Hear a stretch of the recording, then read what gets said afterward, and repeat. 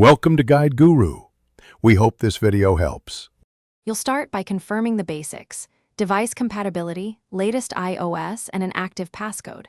Once done, make sure the true depth camera is unobstructed, remove cases or screen film that covers the notch. Now open Settings, choose Face ID and Passcode, authenticate with your passcode, and tap Setup Face ID. This gets you straight into the guided capture.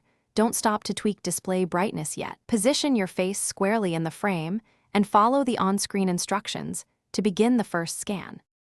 You'll perform the core captures now. Hold the device about 10 to 20 inches from your face, keep your eyes open, and look directly at the camera. Once prompted, slowly move your head in a full circle to complete the first scan. Repeat when asked for the second scan. Make sure lighting is even. Bright backlight can fail capture. If you wear glasses, try both with and without them, or use the alternate appearance option once both scans finish. Face ID has the data it needs.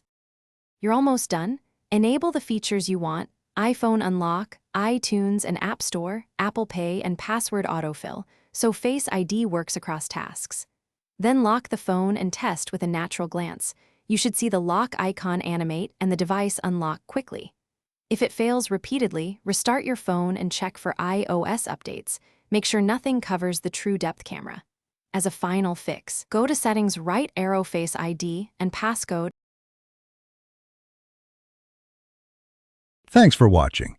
Consider subscribing if we helped you today.